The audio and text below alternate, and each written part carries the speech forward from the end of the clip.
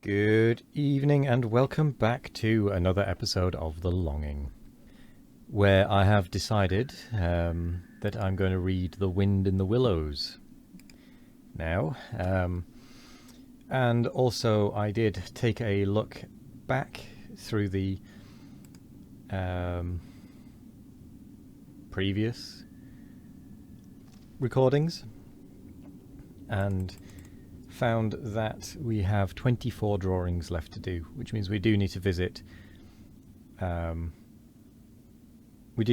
the Halls of Eternity again to find 20 more pieces of paper, because we have 4 left as it is.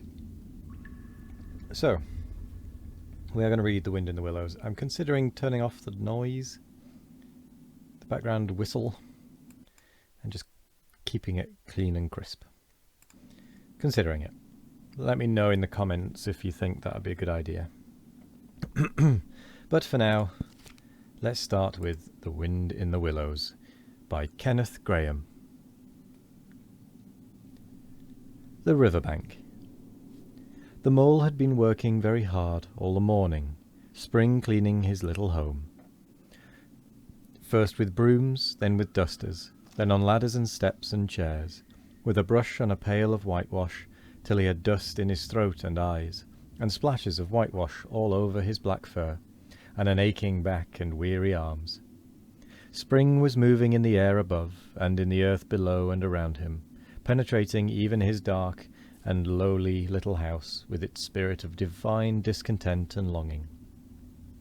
It was small wonder, then, that he suddenly flung down his brush on the floor, said, "Bother," and "Oh, blow," and also "hang spring cleaning," and bolted out of the house without even waiting to put on his coat. Something up above was calling him imperiously, and he made for the steep little tunnel which answered, in his case, to the gravelled carriage drive owned by animals whose residences are nearer to the sun and air. So he scraped and scratched and scrabbled and scrooged, and then he scrooged again and scrabbled and scratched and scraped, working busily with his little paws and muttering to himself, up we go, till at last, pop, his snout came out into the sunlight, and he found himself rolling in the warm grass of a great meadow. "This is fine," he said to himself. "This is better than whitewashing." The sunshine struck hot on his fur, soft breezes caressed his heated brow, and after the seclusion of the cellarage he had lived in so long, the carol of happy birds fell on his dulled hearing almost like a shout.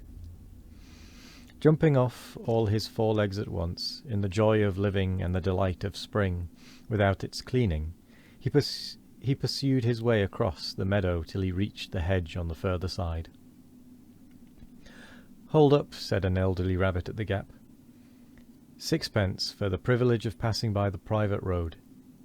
He was bowled over in an instant by the impatient and contemptuous mole, who trotted along the side of the hedge, chaffing the other rabbits as they peeped hurriedly from their holes to see what the row was about.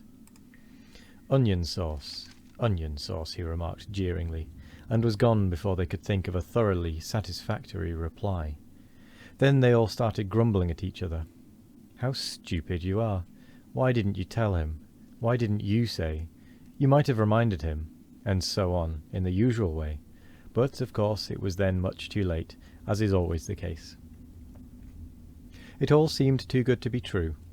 Hither and thither through the meadows he rambled busily, along the hedgerows, across the copses, finding everywhere birds building, flowers budding, leaves thrusting, everything happy and progressive and occupied, and instead of having an uneasy conscience pricking him and whispering whitewash, he somehow could only feel how jolly it was to be the only idle dog among all these busy citizens. After all, the best part of a holiday is perhaps not so much to be resting yourself as to see all the other fellows busy working.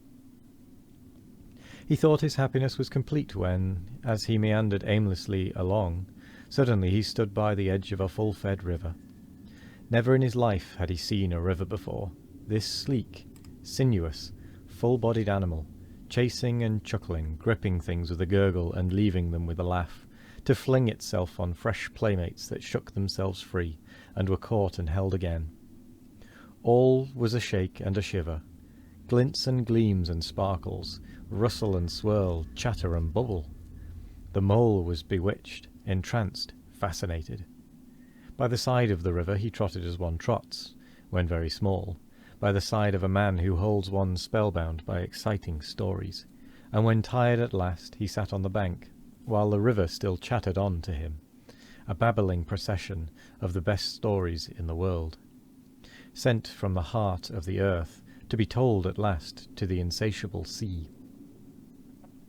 As he sat on the grass and looked across the river, a dark hole in the bank opposite, just above the water's edge, caught his eye, and dreamily he fell to considering what a nice snug dwelling place it would make for an animal with few wants and fond of a bijou riverside residence, above flood level and remote from noise and dust. As he gazed, something bright and small seemed to twinkle down in the heart of it, vanished, then twinkled once more like a tiny star. But it could hardly be a star in such an unlikely situation, and it was too glittering and small for a glowworm. Then, as he looked, it winked at him, and so declared itself to be an eye, and a small face began gradually to grow up round it, like a frame round a picture. A brown little face, with whiskers. A grave round face, with the same twinkle in its eye that had first attracted his notice. Small neat ears and thick silky hair. It was the water rat. Then the two animals stood and regarded each other cautiously. "Hullo, mole," said the water rat. "Hullo, rat," said the mole. "Would you like to come over?" inquired the rat presently. "Oh, it's all very well to talk," said the mole, rather pettishly, he being new to a river and riverside life and its ways. The rat said nothing, but stooped and unfastened a rope and hauled on it, then lightly stepped into a little boat which the mole had not observed. It was painted blue outside and white within, and was just the size for two animals, and the mole's whole heart went out to it at once, even though he did not yet fully understand its uses. The rat sculled smartly across and made fast. Then he held up his forepaw as the mole stepped gingerly down. "Lean on that," he said. "Now then, step lively." And the mole, to his surprise and rapture, found himself actually seated in the stern of a real boat. "This has been a wonderful day," said he, as the rat shoved off and took to the sculls again. "Do you know, I've never been in a boat before in all my life." "What?" cried the rat, open-mouthed. "Never been in a... You never... Well, What have you been doing, then?" "Is it so nice as all that?" asked the mole, shyly, though he was quite prepared to believe it as he leant back in his seat and surveyed the cushions and oars, the rowlocks and all the fascinating fittings, and felt the boat sway lightly under him. "Nice? It's the only thing," said the water rat solemnly, as he leant forward for his stroke. "Believe me, my young friend, there is nothing, absolute nothing, half so much worth doing as simply messing about in boats. Simply messing," he went on dreamily. "Messing. About in boats. Messing." "Look ahead, rat," cried the mole suddenly. It was too late. The boat struck the bank full tilt. The dreamer, the joyous oarsman, lay on his back at the bottom of the boat with his heels in the air. "About in boats, or with boats," the rat went on composedly, picking himself up with a pleasant laugh. "In or out of 'em, it doesn't matter. Nothing seems really to matter. That's the charm of it.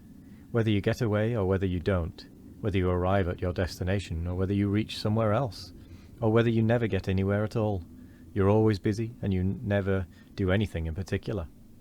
And when you've done it, there's always something else to do. And you can do it if you like, but you'd much better not.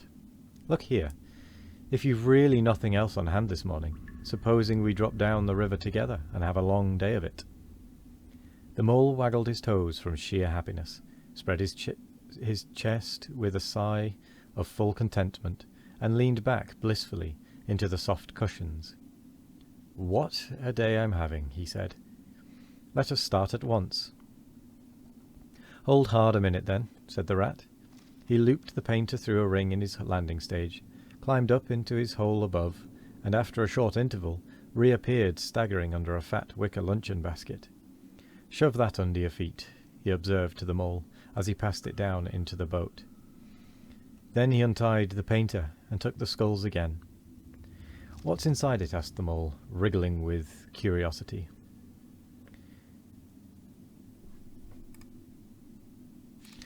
And with that, we're going to come to the end of the episode.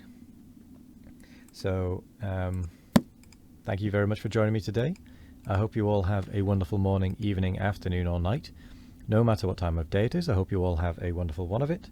And as always, we will be back tomorrow for more of The Longing. Goodbye.